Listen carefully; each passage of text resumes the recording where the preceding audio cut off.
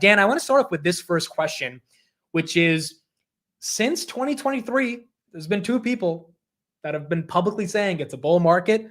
You and Tom Lee more on the macro side, you on the, hey, AI tech innovation not slowing down. I mean, 2 years have continued. It looks like this bull market maybe has a chance to continue gaining some momentum. What are your thoughts on the past 2 years and if it sets up a foundation for this party to continue over the next 5 years? Yeah, look, I mean, we think we're less than 10, 15% through this. Because it's my view that only 3% of enterprises have gone down the AI path in the US. None in Europe, none in Asia, ex-China. Now Middle East, you're starting to see with sovereigns. I actually think Street is underestimating. I think Oracle was like a little snapshot, what you saw this last quarter. I think I'll say like the Microsoft and Meta quarters too, in terms of last quarter. Look, I think Street's underestimating numbers 20, 25% next few years. So it's our view, like this tech bull market, it's another 2 to 3 years at least. As it all plays out in US tech, big tech, will continue dominating. Then the second, third, fourth derivatives start to play out. Why do you think the street is still underestimating the magnitude of this AI revolution? I mean, we are seeing use cases start to unfold every day, especially in the enterprise. ChatGPT, 700 million weekly users. Humanoid robotics is just beginning. FSD is taking over the world. I mean, do you think there's a healthy level of skepticism, or a lot of that skepticism is from people that just don't understand the concept of what AI is doing for society? I think like it's a combination of both, because you have to be able, it goes back to like in 2007, like iPhone launched, you have to be able to look ahead outside of just AT&T as one provider where it's going. You have to be able to, like in Tesla 2013, 2014, to see the future in terms of where you think it's going to be over the next 8, 10 years. Palantir, same thing. And obviously, me and you have talked about that a ton. You have to be able to see commercial growth, and as they dominate what I believe ultimately is really going to be globally, Fortune 500 and Global 2000.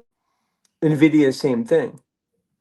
You can't just look at it in terms of that initial pop. You have to think about what this is going to look like next 3 to 4 years.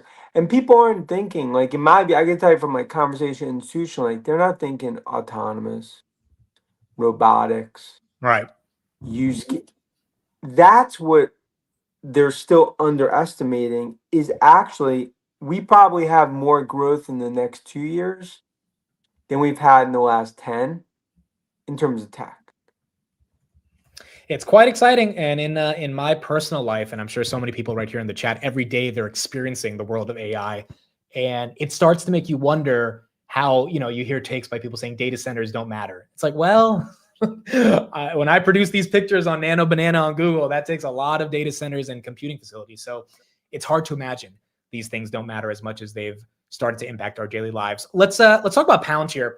Obviously, been a hell of a journey. S&P 500, NASDAQ called it at 15, stocks at 180. I mean, the biggest question that I'm assuming you're getting from institutional clients is the same thing I get from retail people that own the stock and are excited about the stock, is valuation. How are you thinking of this company at a $400 billion market cap right now? I mean, I view it more, it's just like I viewed like so many tech companies when they went from like revenue multiples to what ultimately was going to be cash flow. I mean, my view is like, when's Palantir, okay, think about 3-4 billion free cash flow. Like, when does that go? To me, it's 8, 10, 12 billion over the next 3 to 4 years. I mean, I think that ultimately free cash flow is going to be the way that you value Palantir over the coming years. And when you think about the margins, the commercial business is more than double the margins of the government business. Yeah.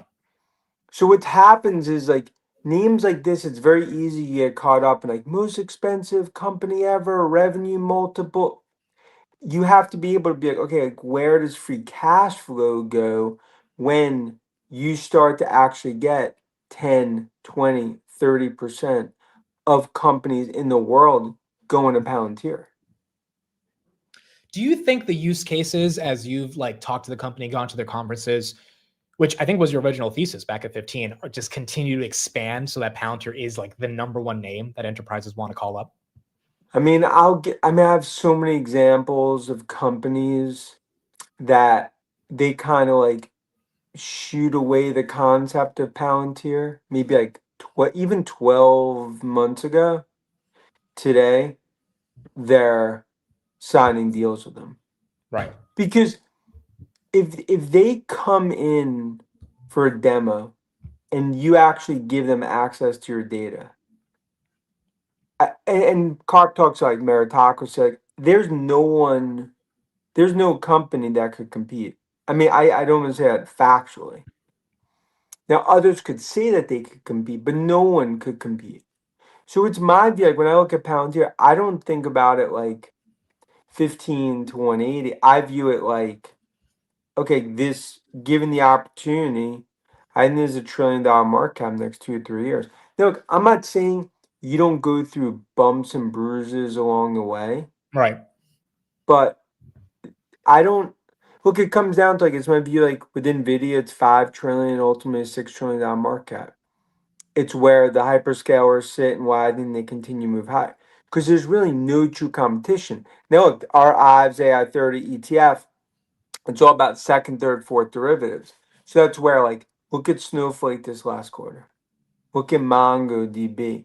What that's showing is like the consumption models, they're starting to click.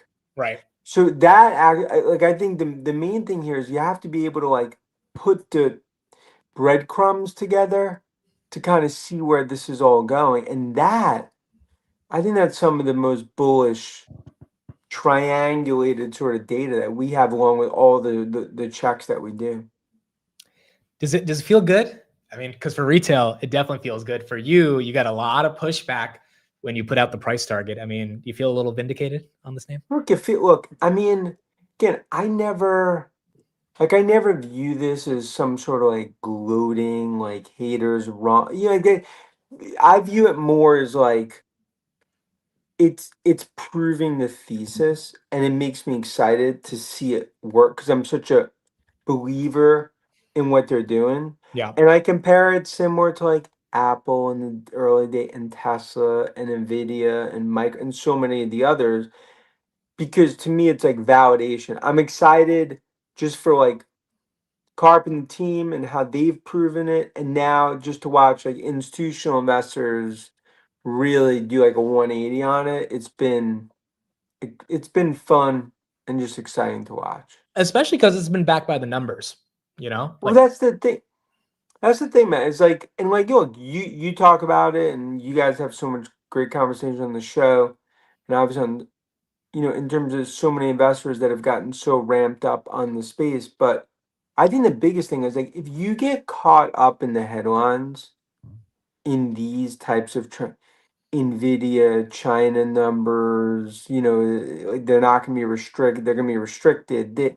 Palantir, like if you get caught up in it, that I think is some of the danger because you have to just be able to eyes focus on like use cases, what customers are saying, the work we see both in the U.S. as well as in Asia, and especially in Middle East and some of the demand. And the reality is like for the first time in 30 years, like US is ahead of China when it comes to tech. right. As Johnny Wineglass says, Dan lets his clothes do the talking. So that is that. Thanks, John. Yeah. But as we've said, man, it's like part of it is just like, it's just like you lay it out there, right? Like haters will hate, and that's what they do, and I get it. But we're living in a fourth industrial revolution. So it's my view, like if you have like an 8-year-old, they're not going to need a driver's license. So I don't think about it like ChatGPT, and I'm viewing it like, okay, where is this going? Right. And that's to me why like this is going to be a tech bull market that I think rages on. But it speaks to our view of like the derivatives. Like the ACO has been a huge name that we've been bullish because you have to focus on like G Vernova, like you look at CoreWeave, Nemesis, some other. In other words, like it's might be like where the derivatives are playing out. That's key. So let's talk about Orbs, which is the newest thing that you have become part of, 8Co. This is a WorldCoin treasury company. You got an investment by Bitmine, our friend Tom Lee, of Yep. about $20 million. And yeah, I'll let you give the pitch right here. What is WorldCoin, and why did you decide to become the chair of a company that essentially builds a treasury for WorldCoin? Yeah. No, and thanks. And look, I wouldn't do this just for a crypto to take a stock from X to Y. Like I did this because I'm a believer that when you look at Orbs and you look at what Sam Altman and the team built with WorldCoin, that's going to be the single sign-on for AI, like in the future, in terms of the scanning technology, in terms of Iris and where everything's heading. I view it much more of an infrastructure tech play than a crypto play. And to me, it's really like when I look out into the future, between bots, robotic, you need human proof. This is good. Look, 16.5 million have signed on. Okay, already. We know it's going to 100 million next year. I mean, that's why I'm so excited about this, because this is part of the AI future. I mean, this is really like an AI meets crypto intersection. And that's why I'm so excited to be a part of it, because I think it's going to be a huge part of the AI revolution when it comes to the actual authentication, human proof.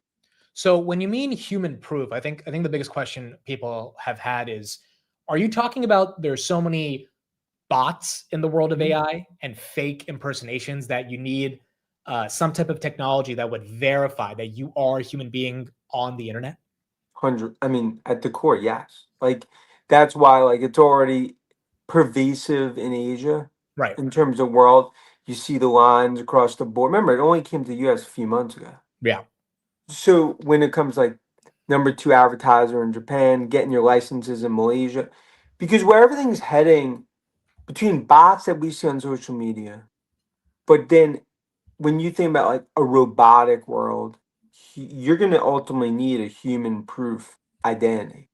And this is so many years ahead of any other competition. I mean, that's why I view this very passionately and similar to like how I viewed Tesla early days, Nvidia, Palantir. Like it's one where it takes time to the education of it, but the technology speaks for itself.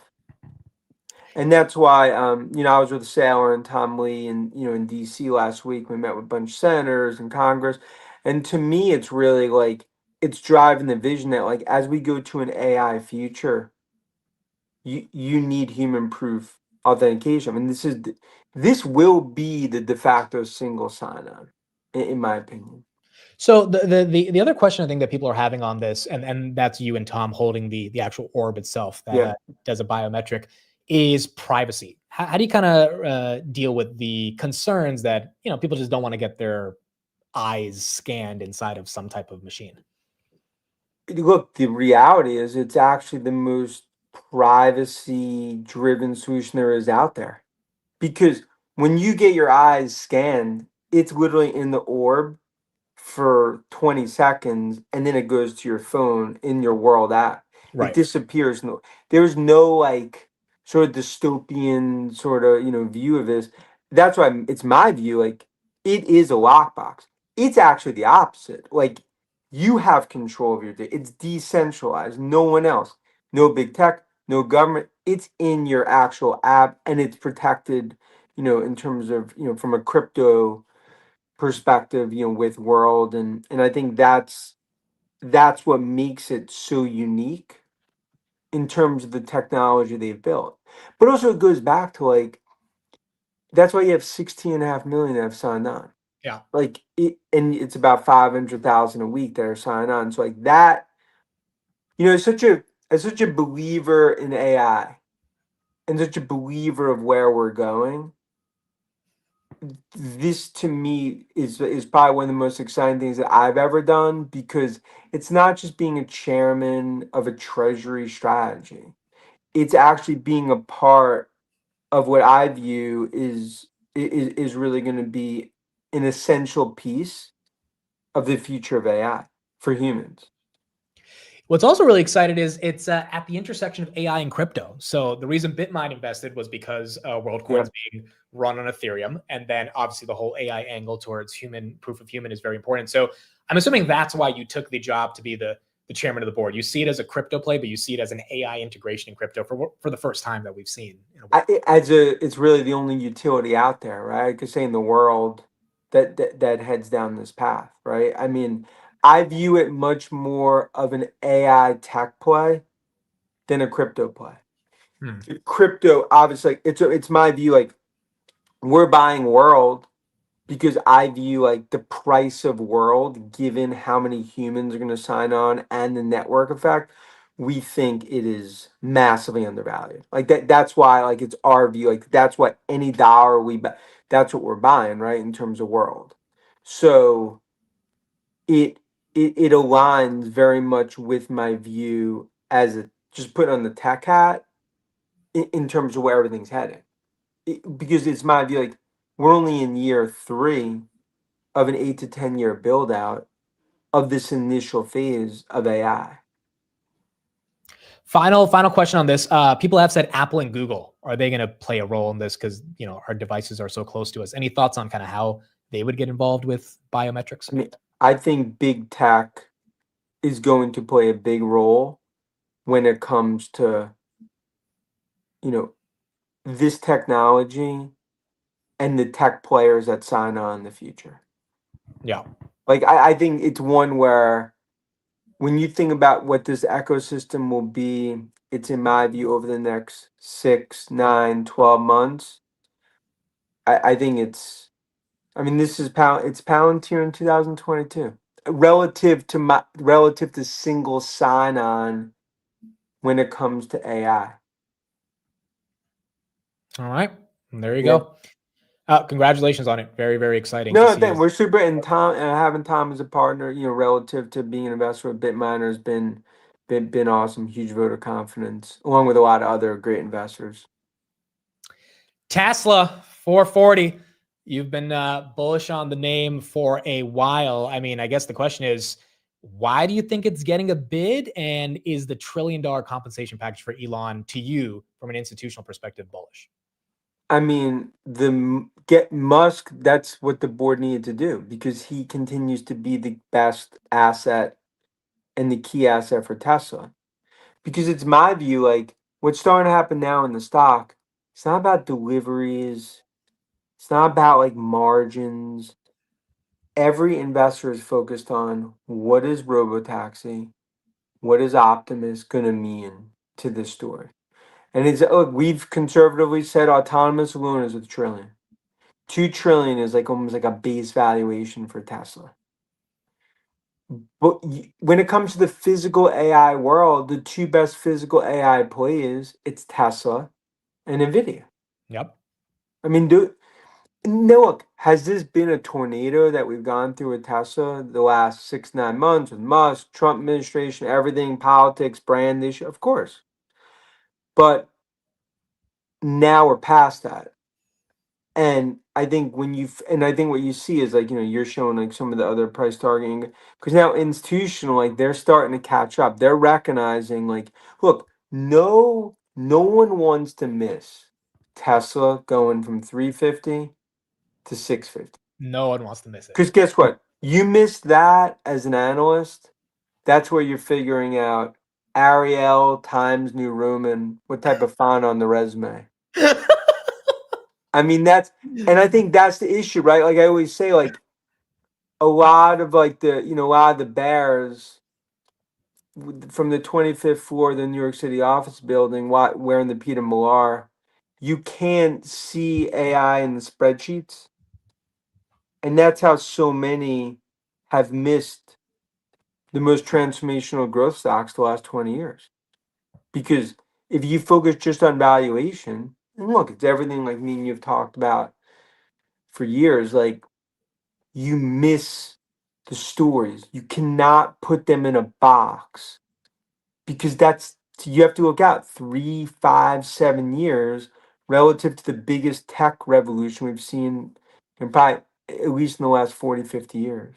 And I think like our friend Tom Lee says, these are real companies. These aren't just stocks. And so when people are buying a share of Tesla, they feel they're buying something real, not looking at the spreadsheet and saying, all right, what's the PE? Like, no, they're buying the future, and they're willing to pay a premium for that future. 20% of cars in the next 3, 4, 5 are going to be autonomous. So when you think about where everything's going, that's the future for Tesla. You look at Optimus Robotics, that's the future. And now also when it comes to Musk, Musk is like wartime CEO, right? Like that's what you want to see. And then the other thing is like you're going to see Trump administration, regulatory is going to be, what I view is like really going to start to become much more friendly relative to autonomous. And Right. that's bullish for Tesla. And it comes down to Waymo. Waymo has done phenomenal things, but they can scale at those prices. That's why the limited relative cities and limited scale. Do you think? Or let me ask you the question: have you lost any faith in Elon's ability to pull this off, or do you think even with all the distractions, he's going to take us to the promised land? Mike Day from our work, he's more focused. Like it's almost like what he went through the last whatever call it the DC experiment or whatever. He he has a different gear. It reminds me of the Elon from 2013, 2014. Because also recognizing that XAI is gonna, Tesla's gonna have a significant piece of that Yeah. at the shareholder meeting. Also very well aware of everything that like, Sam's doing OpenAI, Zuckerberg's doing at Meta, Nadella's doing at Microsoft. Like it is a pure arms race that's happening, and he recognizes Elon how important he is in driving this future. What was your gut reaction when you saw "Shut Up, Dan"? I mean, I knew just knowing I would him have just and laughed it off, right? It's like, no, and to me it was like when that all happened, like I knew he was gonna be like not happy, pissed or whatever. I knew the board probably wouldn't would be surprised, just given as such as someone that's been such a huge supporter of him, knowing him, the board for so long. But when you're so bullish on a concept and a strategy, you know what needs to happen.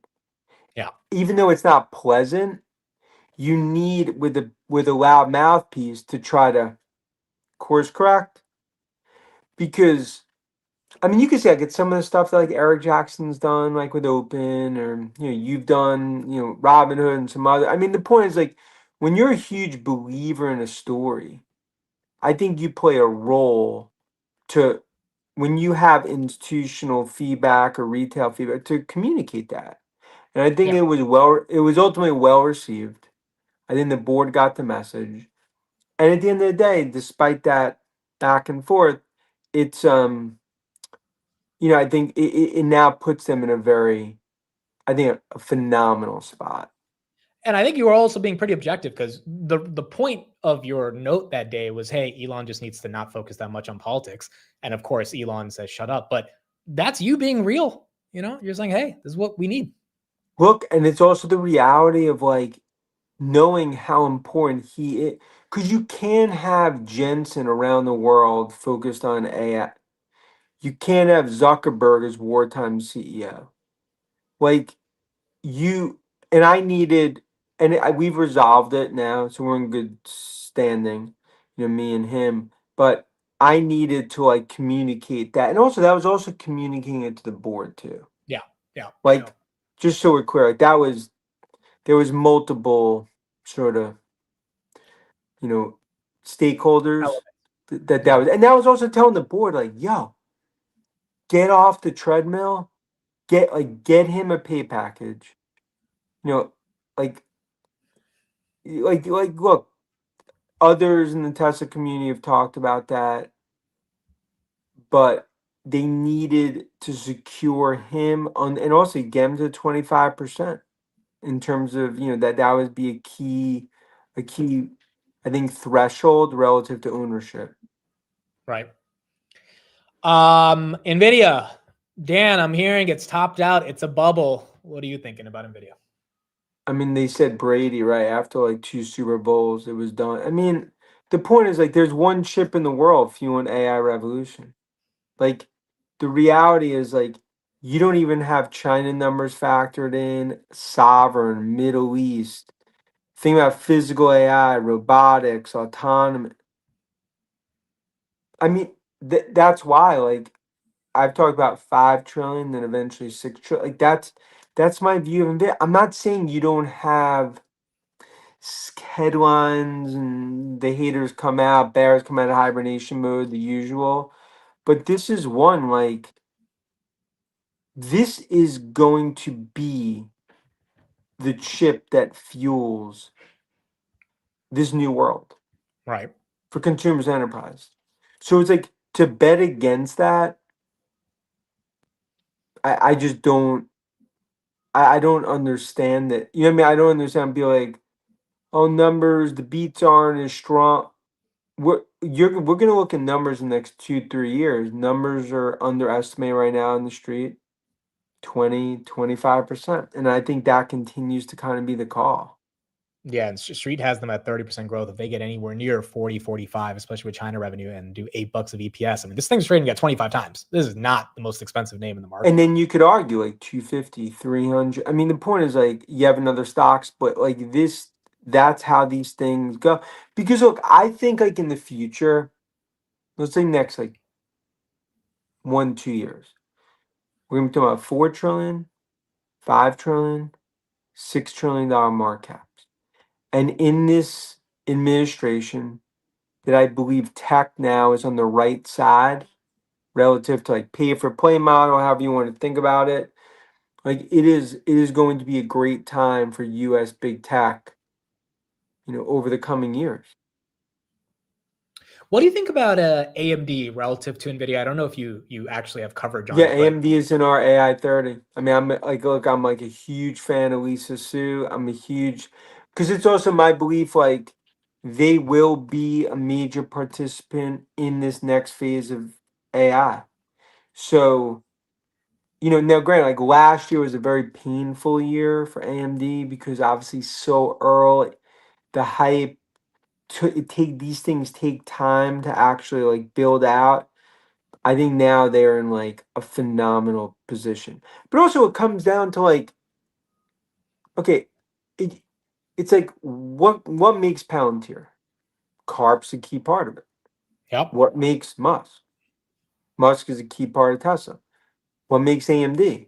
Like Lisa Su is one of the best tech CEOs ever. So I think also a lot of times like you're betting on the management team.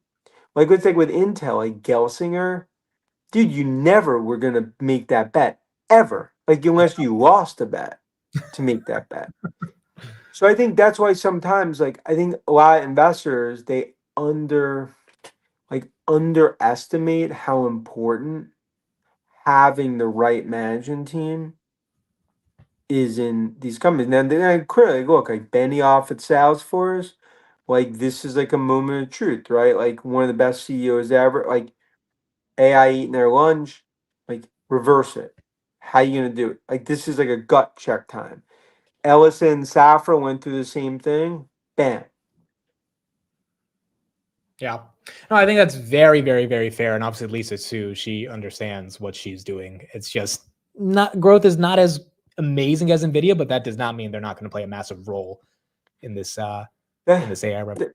That's why to me with AI revolution, we talk about it on our ETF. It's like it's all okay. Core tech is going to be the ones that lead, but like the second, third, and fourth derivatives are just going to play such a key role to from software, cybersecurity, consumer, chips, Broadcom, AMD. Some of the China plays, Baba, Baidu. I mean, I just think it's very important. Look, that's why Akku's been there. You know, Nebusis, some others. I think it's just extremely important. Congrats on the launch of this ETF, 700 million AUM, closing in on a billion, Mr. Dan Ives. That's a pretty big deal. I mean, in general, what's Yeah, kind of your philosophy around the ETF? Yeah, I mean, a little over 3 months. It's been, look, man, I mean, that's one, like, you launch it with $1 and a strategy, right? Like, but to me, it's like the strategy is very clear.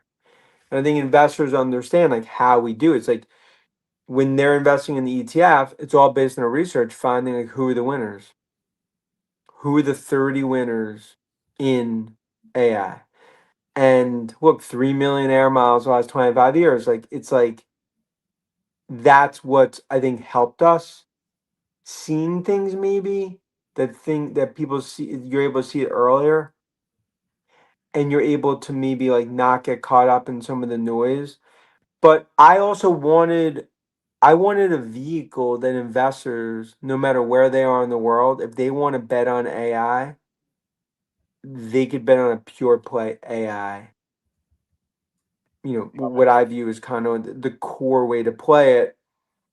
And every quarter we change it, right? Like we could add a few names, subtract based on all the work we've done. So it's been really fun, really exciting, just based on look, it's just like ACO. It's all about the trends. Like it's all related to the same trends that I believe passionately. This is still second inning of 9 a.m. game. 10:15, 10:30 p.m. in that party that started at 9 p.m. that goes to 4 a.m.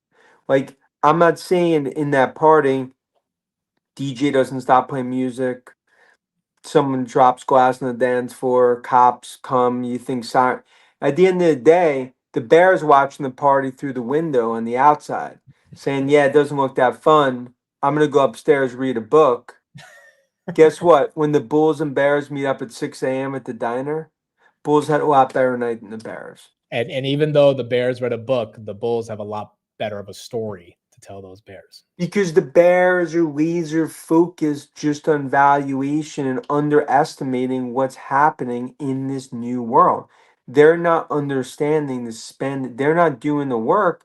And that's why, like, I think that's the opportunity in terms of like alpha and like you, there's so many opportunities in this market because of noise, because of a lot of like bull bear, right? It's what makes a market.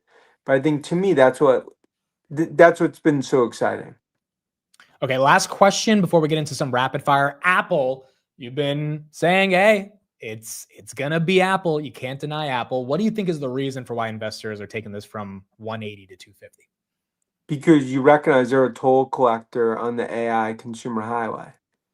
Like one way or another, you're going through Easy Pass. Like you're going through Apple. Mm. Now, have they been late? Has it been a Back to the Future Michael J. Fox moment? The last like 3, 4 events, yeah. But now Google winning DOJ suit, that's it, man. It sets it up. They're gonna have to double down Gemini. That's gonna be their core solution. And then you combine it with this upgrade cycle, which surprisingly has actually been like pretty robust. I mean, it looks like Especially in China. Asia, but Yeah. also and that's without air out. And it looks like from everything we see, like they're boosting supply 25-30% in the supply chain. So it's just like the setup there. It reminds me of like Alphabet 6 months ago. Mm. DOJ, search is eating AI, whatever. Take out any other narrative, it's going to get broken up. You know what I mean? New York City cab drivers, bearish type thing. That's why Alphabet was like a table pounder. Yeah. And the other thing is on Apple, it's like, look, if Siri ends up becoming useful in 2026 and you have 2 billion people with a personal agent that are willing to pay maybe $10 a month, No, I mean, no, it's all about install base. A lot of times, like with Oracle, people are like, why is it? Because guess what? Like at first they messed up. But when you've built that global ecosystem and customer base since the 70s, you tap into that.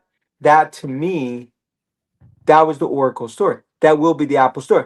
That said, has it been painful watching this AI one step forward, two steps back? But the reality is it's going to have to happen externally. I love it. All right, Dan, thank you so much for No, taking thank the time great with us today. and great. Thanks everyone hopping on. Hit me on obviously actual LinkedIn or anything. I got like 3 rapid fires for you, and then we'll get you out of here. Aklo, you raised the price target today to 150. Look, a lot of people are saying this thing has no revenue, 20 billion. How do you kind of justify the valuation? They're going to be the main nuclear play where you need 6 to 8 times more energy to fuel data centers. Like, I mean, I think it could, you're looking at what could be a 40, $50 billion market. Like, it just goes back to the same concept, right? Like, just yelling, into an empty forest on this name the last like 3. I mean, to somebody it has been like Palantir-ish like in terms of some of the hate.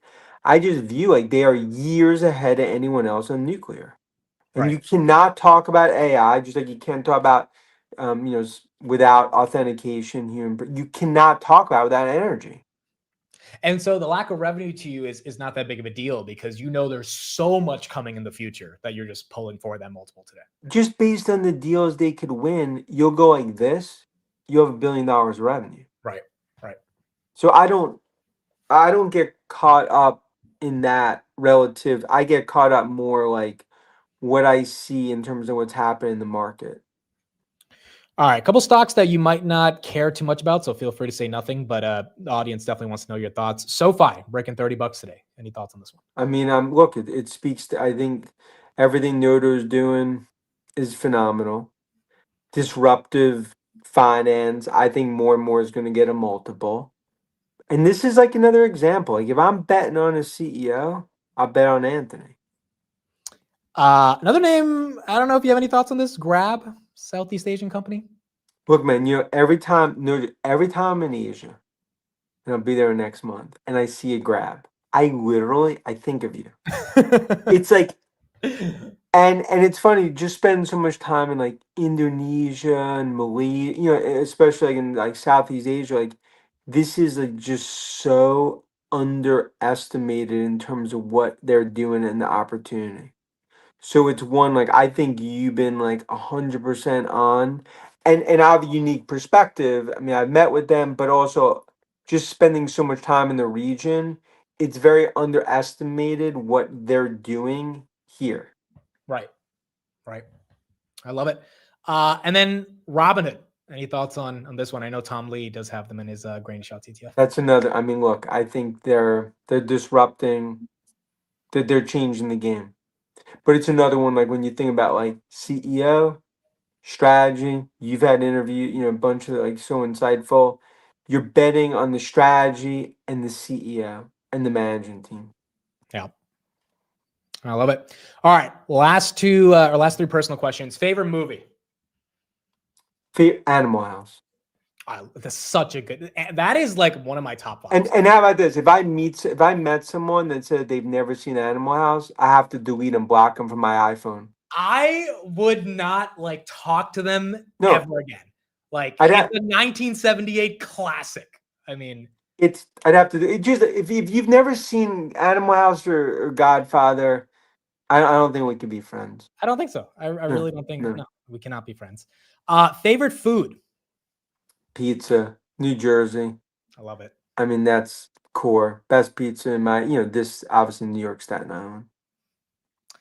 Okay, and this is gonna be a hard one for you, but who's your favorite CEO right now operating the public markets? I mean, I know you cover a lot of them, but anyone that really, it could be underrated, it could be a big name, but any CEO.